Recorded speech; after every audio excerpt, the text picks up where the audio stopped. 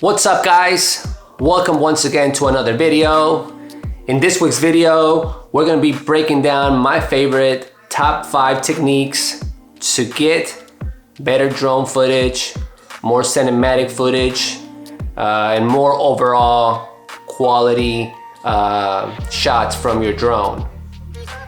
Now, there are a lot of different techniques out there. These are just personally my favorite ones. I see a lot of people on some of my videos have mentioned, nice drone shots, and I just kind of want to throw out some of my techniques out there, and if you guys can incorporate, you guys can start leveling up your drone game. So, all right guys, we're gonna go ahead and jump into tip number 1, and that is one of the most important tips out there, and that's to use ND filters. Now, I have these filters. These filters are made by Polar Pro. They're very awesome. In this one, I only have 3, which is ND4, ND8, and ND16. With this single step, you're gonna automatically level up your drone, and it's gonna be pretty awesome footage. It's basically like sunglasses for your drone. As you can see, there's one missing because there is always one on my drone at all times, which is the ND4. Most of the times that I go out there and shoot during the day, it is pretty super sunny outside. So always throwing in one of these ND filters, it's gonna make your footage look a lot better right off the bat without doing any work. So that's tip number 1. All right guys, so tip number 2. Now tip number 2, it's gonna be kind of split in between 2 different things. So one is, use people in your shots, and the other one is to use landmarks or some sort of a subject that's a non-moving subject like a building or a statue. But the very first one is people. So you always want to try to incorporate some sort of person in your shot, either following that person or starting your drone shot right on that person and then kind of flying out and showing the scenery around. Always using some sort of a subject always makes your footage a lot more interesting, especially if you do it right and you can have like some sort of like a reveal shot, or it shows your subject and then you zoom out and there's this huge massive landscape. Those are all very awesome techniques and can definitely level up your drone footage. So just remember, use any sort of a subject, use a person, or if you don't want to use a person, you can always use some sort of like a landmark or like a building, and all those little things definitely help for several reasons. One, it catches the audience attention, and that's kind of what you want to get from this drone shots. The more engaged that your audience is to a shot or to your video, the more they are willing to go ahead and stay throughout the whole video. So step number 2, remember, use a subject or use some sort of a landmark and try different techniques. There's a lot of different techniques which I will go into in another tip. So yeah, that's tip number 2. All right guys, so tip number 3. So this is more to do with the drone. So depending on what kind of drone you have, for example, I had the DJI Mavic Pro, which is a pretty old drone, but I recently got it this year actually. And so they have these things called intelligent modes. Obviously on the newer drones, on the newer DJI drones, there's way more intelligent modes and they are more advanced. But just to kind of hit on some of the most used ones that I use the most, these type of modes really help you get that cinematic look.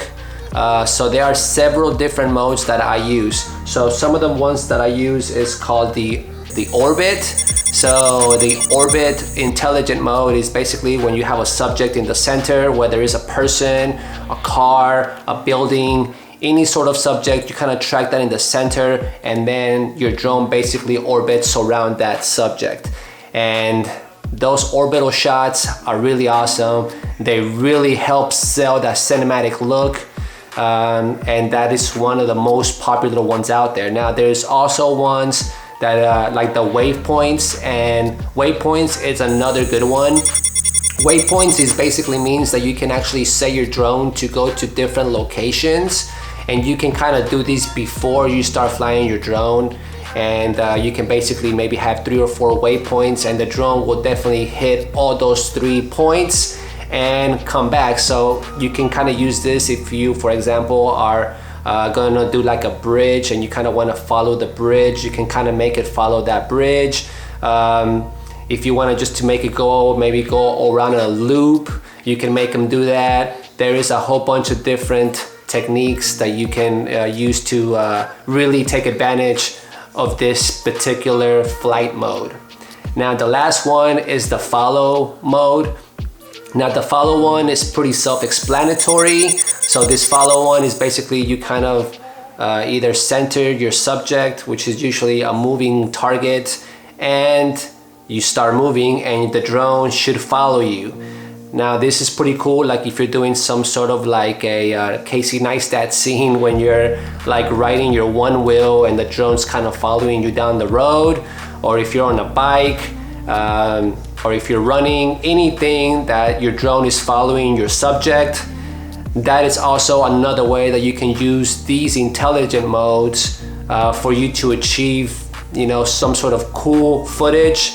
Yeah, so just remember, I mean, there's a lot of other ones that I didn't mention, but you can play around with them. These 3 are just kind of like some of the ones that I like and the ones that I've used most than any other ones. So yeah, this is tip number 3. And remember, intelligent modes. Alright guys, so tip number 4. Now tip number 4 is to fly low. Now you don't always necessarily have to take your drone super high and show us like a bird's eye view of everything. Although yes, if you're like in a magical place, that would be awesome and very cinematic. But you also want to fly low. Flying low, I guess, brings the audience more closer to you. It makes them almost feel like they're there, flying through the water, or you know, flying through like a street, cars or something, very low to the ground.